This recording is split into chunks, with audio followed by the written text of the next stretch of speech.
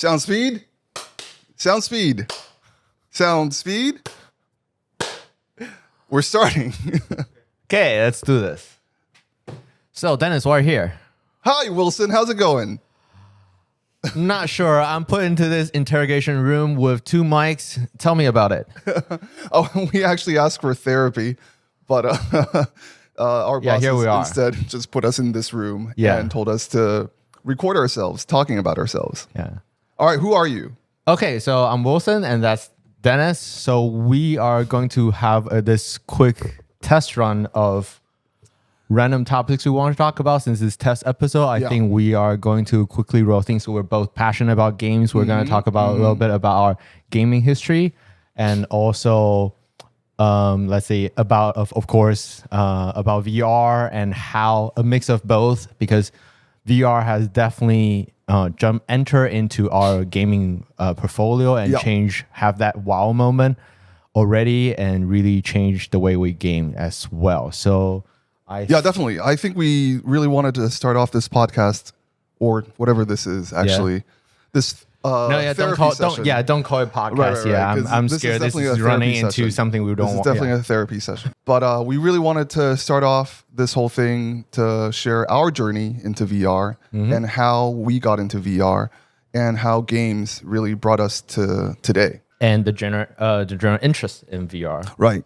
Our producer is on our side, shaking her head, thinking that this is the most boring thing that she's ever heard. Exactly. So I don't know what we're talking about. I'm not sure if this is gonna make the cut, but no, screw it. This is definitely going to be cut out. This is definitely going to be cut out. My gaming journey starts all with a lot of floppy disk. For those of you who don't know what floppy disk, turn this off. You're too young for this. It's not going to be interesting for you. Let's put up an image of a floppy disk on screen right now. So that all the zoomers, put compact disk right side by side just in case. You know. So before the tiny internet, people shared data on these things called floppy disks. And I even remember the A drive type of disks. Yes, that's what I'm referring to, not the tiny ones. The ones that you have to like.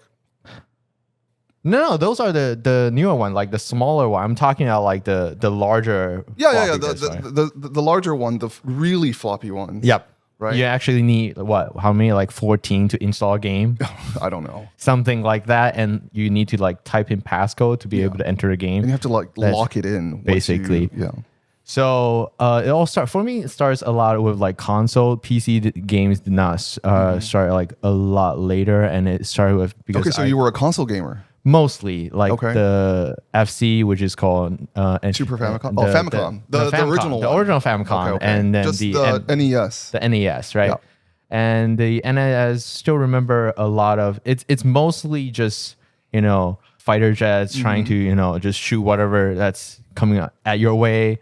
It's very simple, and it's not until like later days when I'm starting to play like PC games that games started to have a storyline for it. And that's when it comes to, there's a lot of like graphic novel types of games, which I think previously Dennis and I were talking about, like Myth, where in the early days, in order to do like proper storytelling, you're actually really needs a system of like extensive reading, because the slideshow is just not going to be enough. And anyone who knows, what MUD game is. Oh my God. You have to literally type your actions. Yeah, using command prompt to play your game is how we roll. I'm not sure if we're going to reach our target audience with this, because it's just going to, this is just showing if you how know old what we are. like if you know what we're talking about, stay. It's going to be interesting. No. If you don't know what we're talking about, stay. We're going to teach you. Right. Okay, so it used to be a lot of like slideshow, a lot of imaginations in order for you to start any types of gaming. And so a lot of games, the storytelling is like, use all the conversation. Like, for example, if the earlier days, even till now, like for any of the storytelling game for like, I was huge JRPG games for most of the conversation before the days of like, for example, Final Fantasy X, I'm jumping really ahead, where you can have a little bit of like clips. It's all driven by, this character says this character says that, and you're just hopping between the dialogue boxes, and that's how you drive stories. So it's really whatever is like popular are all the ones that's like, let's say I would just like top Final Fantasy, Dragon Quest, and also the likes of, I don't know what's like, it's mostly like turn-based games. Okay, so you were definitely into like the RPGs of the early 90s, maybe late 80s. Yes. And JRPGs going forward. Mostly. Okay. Yeah.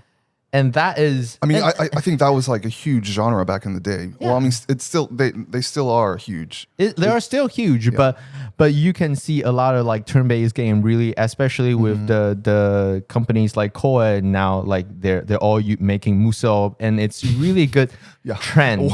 That's a genre that I do not understand, but it shows really clear path of now you're no longer relying on really slideshows to tell your story and a lot of imagination. Oh yeah, like the early days. I hate to say like this. Visual novels. I hate to sound visual novels, and I hate to bring this up. Dating sims? Were you into dating sims? Quick, on camera. No, but something I'm gonna mention is even more embarrassing, which is Dungeons and Dragons. I used to go on like Messenger and playing Dungeons and Dragons with like online raids, spending my whole morning. To like play with I was in the States, so all my friends in Taiwan time zone, I have to wake up super early, like 5 o'clock, 6 o'clock. People in Taiwan. You played Dungeons and Dragons with people in Taiwan? Yes. Holy shit. So for me, it's a really not only like a cultural shock, but as a gamer, really shows. Wait, hold on, hang on, roll back, because I really want to know where you found people in Taiwan to play Dungeons and Dragons with you. Okay, so there's like board game shops like everywhere in Taiwan, Holy right? Shit. Like there's plenty of like board game shops. There's like I actually got like push like this notification like an advertisement about a whiskey bar hosting board games. You know that there's enough nerds in Taiwan, and they're awesome. all old enough to be drinking in a whiskey bar. That's so awesome.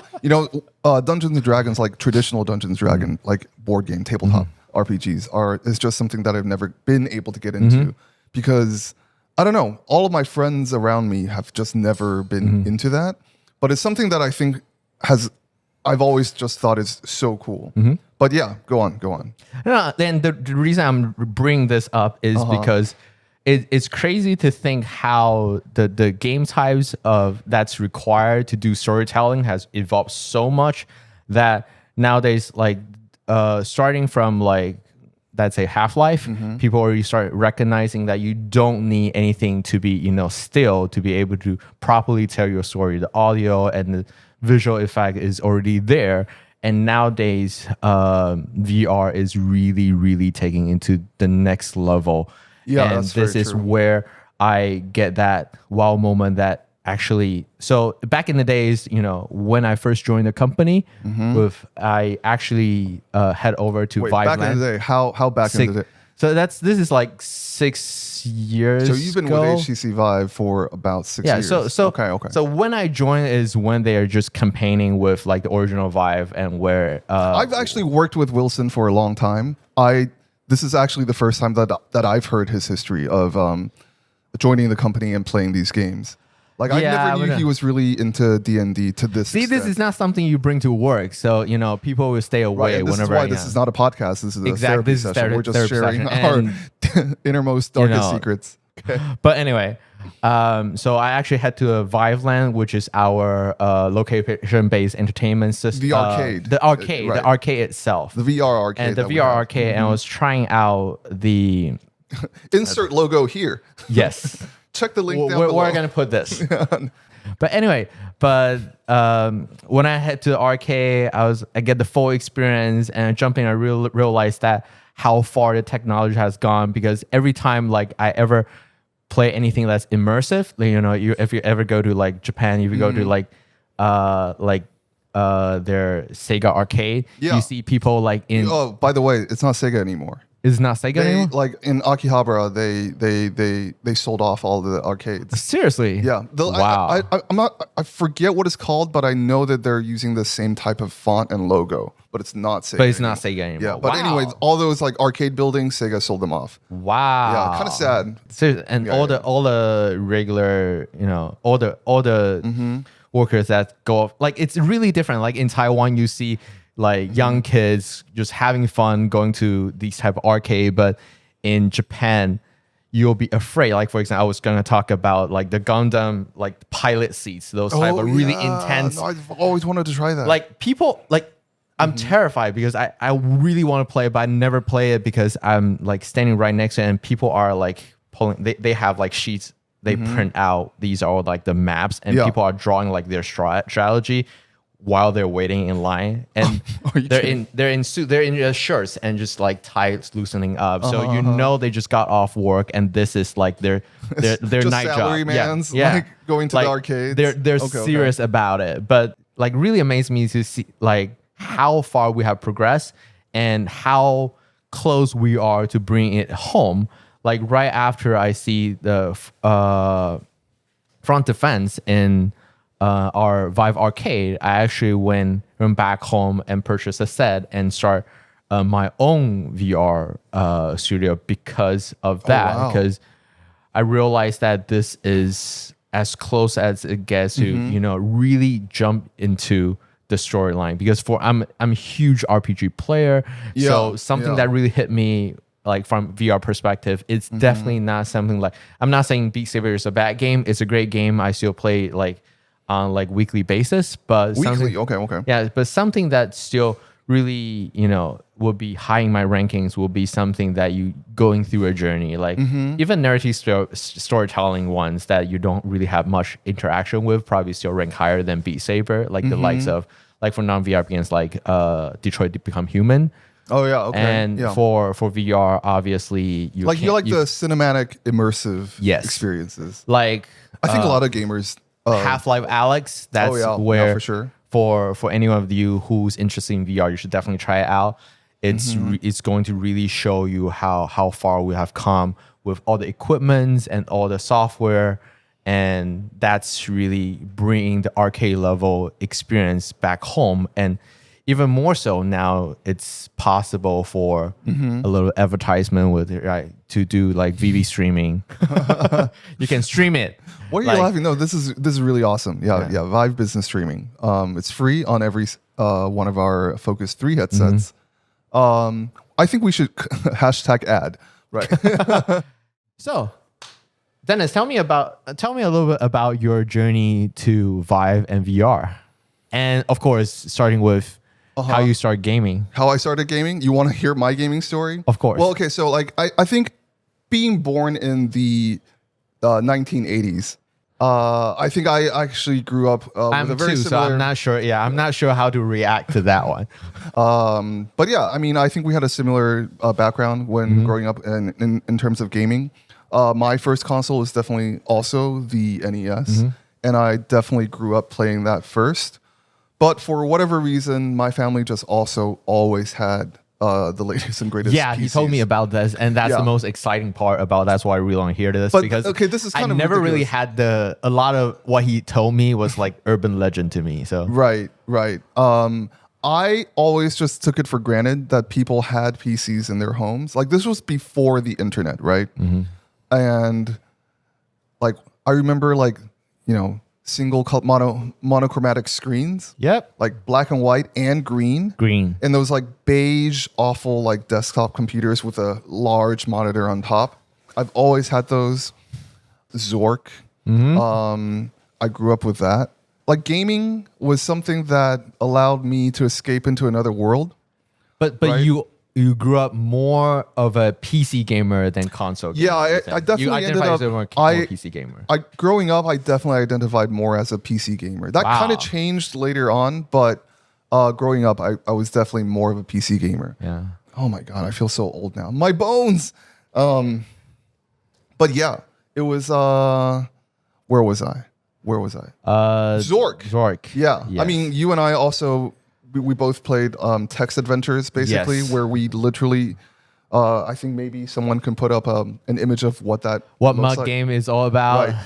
It literally Please is have just a text reference and like the Chinese ones. the game is reading. That's what it is. Yes. Okay. And that's how desperate. Looking back, I mean, it really goes to show just how desperate the need for immersion, Desperate. right? I mean, people Yes. want immersion, and Yes. they literally found any way possible to make interactivity also immersive. Every extent, like every action possible to make it. Like we used to Right. do like the equivalent of mud, but you can't do Right. it like during class, right? So Yeah. we pass around notebook where one of them is as the D&D term is the dungeon master. Yeah, yeah. The Like DM. basically he's basically the PC that's doing like telling you what's the feedback from the system, and we're like Yeah. passing the notebook and around you have to trying suspend to disbelief. go right? through You have go to like through the really adventure. go into that world. And and that's what gaming was back in the day. Like, Yes. it doesn't matter if it was tabletop with friends or just alone. It's in not front of a about your screen. graphic card. It literally is just all in your head. Yes. Right. And that's what gaming was. And I think that's why gaming, especially back then, was like extremely, extremely nerdy, because it means that you have to play with yourself. There's got to be a better way to say that.